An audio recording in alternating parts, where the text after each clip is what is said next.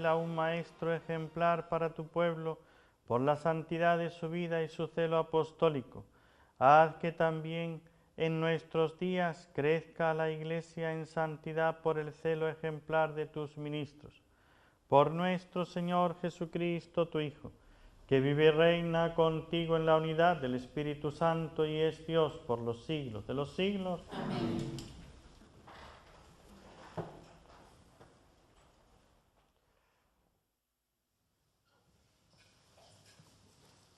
Lectura del libro de los Hechos de los Apóstoles. En aquellos días, después de una fuerte discusión, se levantó Pedro y dijo a los apóstoles y a los presbíteros: Hermanos, desde los primeros días, como sabéis, Dios me escogió entre vosotros para que los gentiles oyeran de mi boca el mensaje del Evangelio y creyeran. Y Dios, que penetra los corazones, mostró su aprobación dándoles el Espíritu Santo igual que a nosotros. No hizo distinción entre ellos y nosotros, pues ha purificado sus corazones con la fe. ¿Por qué provocáis a Dios ahora imponiendo a esos discípulos una carga que ni nosotros ni nuestros padres hemos podido soportar? No, creemos que los mismos ellos que nosotros nos salvamos por la gracia del Señor Jesús.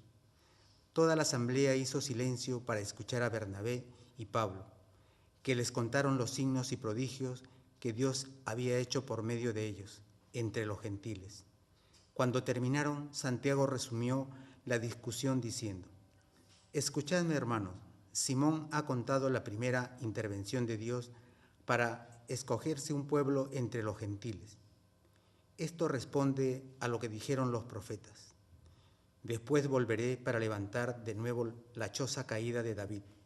Levantaré sus ruinas y la pondré en pie, para que los demás hombres busquen al Señor y todos los gentiles que llevarán mi nombre. Lo dice el Señor, que lo anunció desde antiguo. Por eso, a mi parecer, no hay que molestar a los gentiles que se convierten a Dios. Basta escribirles que no se contaminen con la idolatría ni con la fornicación, y que no coman sangre ni animales estrangulados. Porque durante muchas generaciones en la sinagoga de cada ciudad han leído a Moisés todos los sábados y lo han explicado. Palabra de Dios. Te alabamos, Señor. Cantad las maravillas del Señor a todas las naciones. Cantad las maravillas del Señor a todas las naciones. Cantad al Señor un cántico nuevo, cantad al Señor toda la tierra, cantad al Señor, bendecid su nombre. Cantad las maravillas del Señor a todas las naciones. Proclamad día tras día su victoria, contad a los pueblos su gloria, sus maravillas a todas las naciones. Cantad las maravillas del Señor a todas las naciones. Decid a los pueblos, el Señor es Rey. Él afianzó el orbe y no se moverá. Él gobierna a los pueblos rectamente. Cantad las maravillas del Señor a todas las naciones. Aleluya. Mis ovejas escuchan mi voz, dice el Señor, y yo las conozco y ellas me siguen. Aleluya.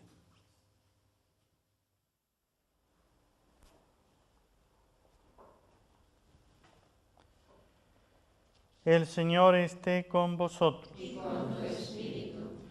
Lectura del Santo Evangelio según San Juan. Gloria a ti, Señor.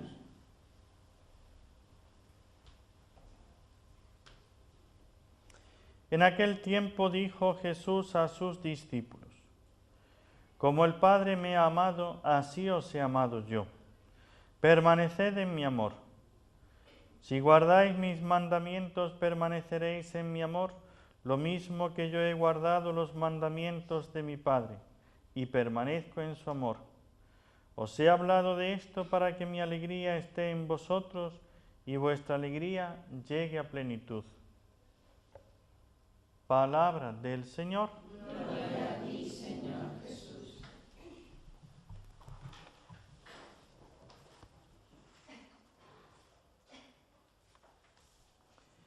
Amados hermanos, en nuestro Señor Jesucristo y María Santísima nuestra Madre, celebrando hoy la memoria de San Juan de Ávila, patrono del clero diocesano.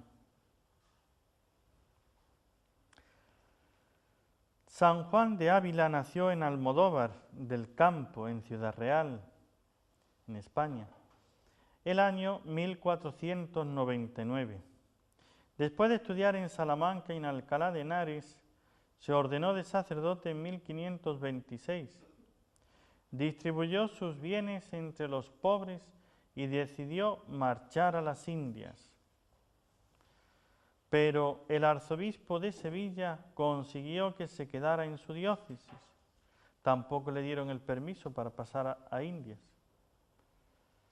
Como no era religioso, pues tampoco tenía el aval de una orden religiosa, y aunque su voluntad era de irse como misionero a las Indias, tuvo que quedarse y se quedó como misionero en Andalucía.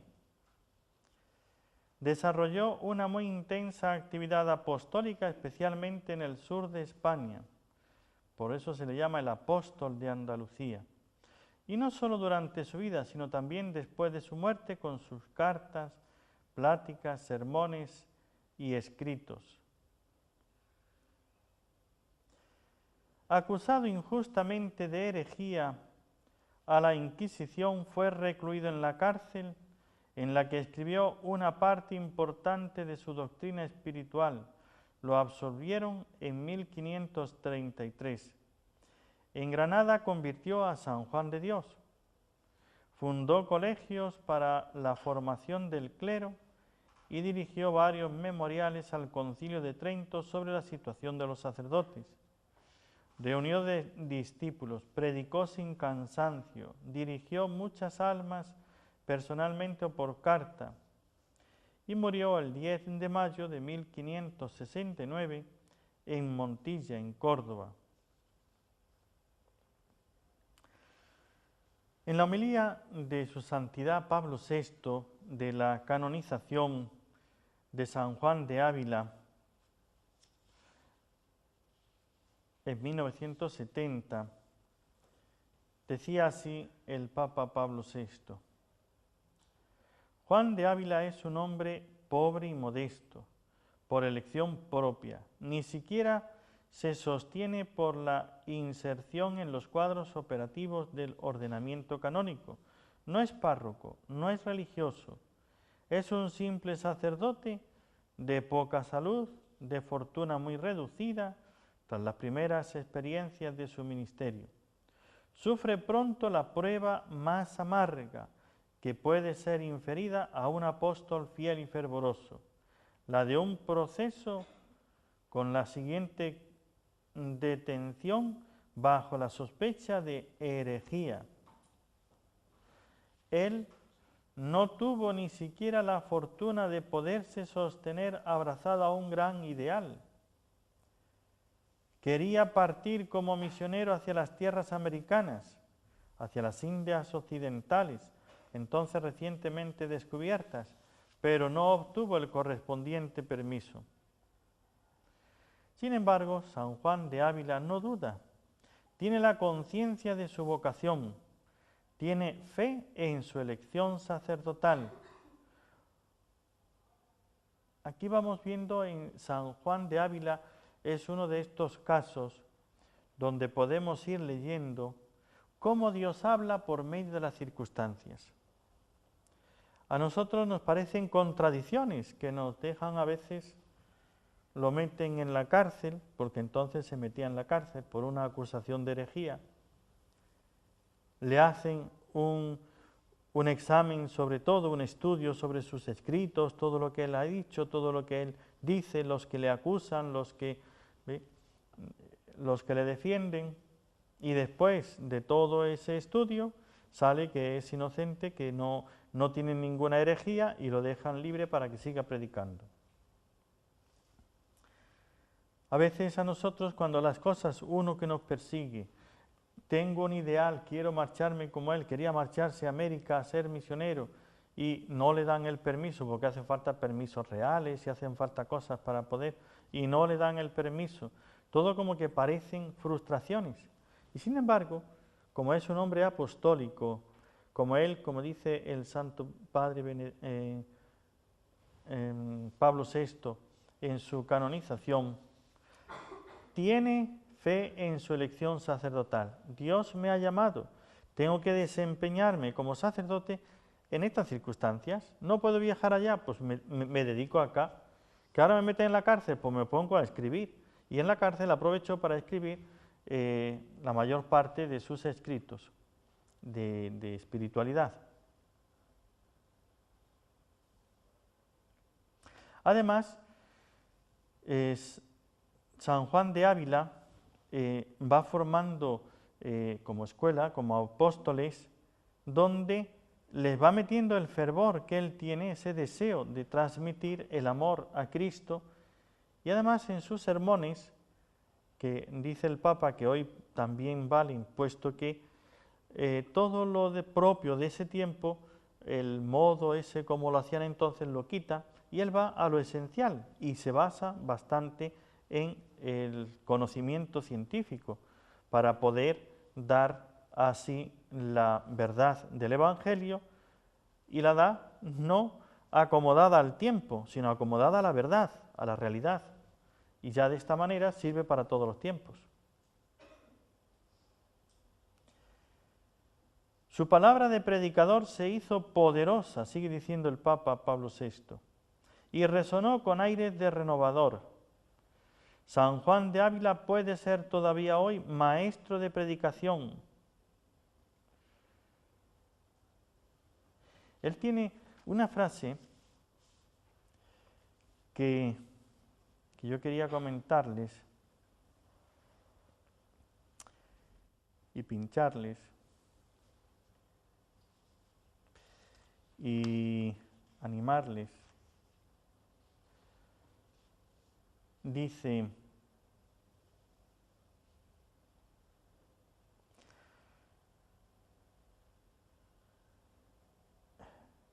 cuando él está hablando cómo tienen que ser los sacerdotes, pero podemos aplicarlo cómo tenemos que ser los cristianos, que amasen a Dios cuando estuviere, cuando pudiere, todo lo que pueda, ¿no? Que amen a Dios y que intercedan cuando Dios esté enojado con su pueblo.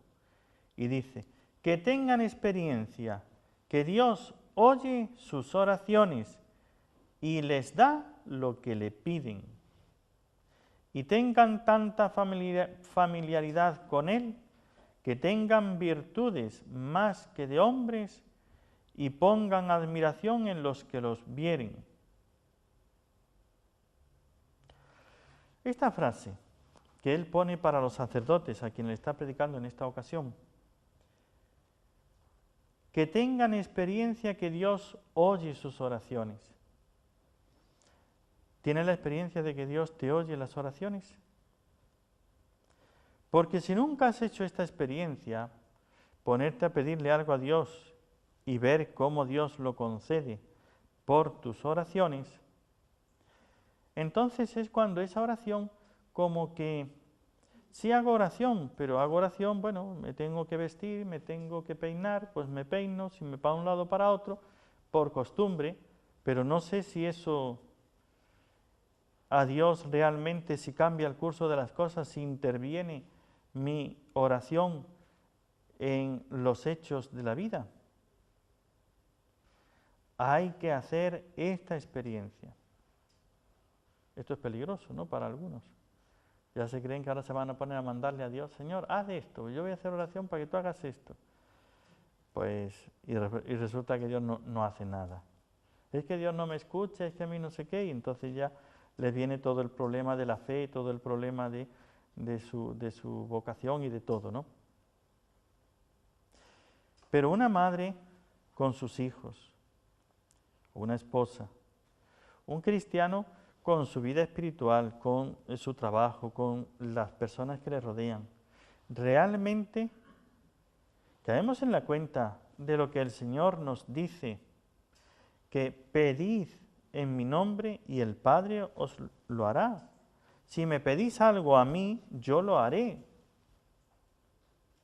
¿Por qué? No hemos comprendido que Dios es el que está deseando, tanto el Padre como el Hijo, están deseando de hacer algo por nosotros, de hacer algo por nosotros. Cuando una persona quiere agradar a otro y digo, oye, ¿qué puedo hacer? ¿Qué quieres que haga? Tengo un tiempo para ti, estoy aquí, estoy disponible, ¿qué quieres que haga? Y uno le dice, pues haz esto, barre el suelo, pues agarra, ya está todo.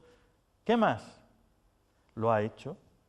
¿No tiene la experiencia de que una persona cuando está con ánimos de agradarte, se ofrece a que tú le digas y va a hacer lo que tú le dices? Eso lo hemos visto muchas veces, ¿verdad? Pues es Jesús el que dice a sus apóstoles, pedid y yo lo haré. El Padre se complace en que le pidáis, y Él, cuando le pedís algo en mi nombre, Él lo hará. Y si a mí me lo pedís, me pedís algo a mí, yo también os lo daré, os lo haré. Esto es lo que dice San Juan de Ávila, tener la experiencia de que Dios escucha la oración, oye sus oraciones y les da lo que piden. Sería bueno que hagamos esta experiencia.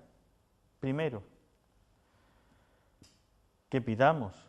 Segundo, que examinemos a ver cómo hacer esa oración para que Dios me escuche y me dé. Si lo que voy a pedir es algo que Dios quiere dar, lo que Dios lo va a hacer. Pero es algo que depende de mi oración. Que Dios no es, a ver, que mañana salga el sol. Bueno, el sol va a salir, se lo pidas o no se lo pidas. No es eso. Que venga aquí alguna persona bueno, van a venir personas. O sea, hay cosas que no es eso lo que hay que pedir. Tampoco hay que estar pidiendo que me toque la lotería, que me vaya a no sé qué sitio, que me ocurra tal cosa. Hay que examinar, hay que ver qué es lo que Dios quiere y sí que depende realmente de que Dios lo haga o no lo haga para que eso suceda o no suceda. Y entonces, cuando uno ha tenido esa experiencia de que Dios oye sus oraciones y les da lo que piden, entonces cuando uno dice, y tengan tanta familiaridad con Él, entonces cuando uno comprende lo grande, Dios está ahí. Tengo yo que Él me está escuchando y Dios quiere la salvación, voy a pedirle por este, por aquel, por el otro. Entonces uno se entrega más, confía más y crece la fe de una manera donde uno ve la mano de Dios que está actuando. Estas dos son las cosas que yo quería hoy decirles de San Juan de Ávila. Primero, las circunstancias le fueron llevando por distintos caminos a hacer la voluntad de Dios, a santificarse donde Dios quería. Quería irse a América y no se pudo ir.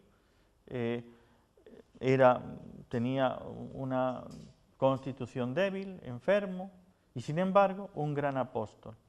Pero iba descubriendo cómo Dios le iba marcando los caminos y no empezaba a frustrarse en las dificultades, sino a interpretar.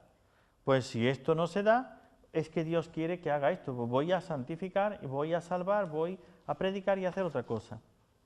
Y la fuerza de la oración.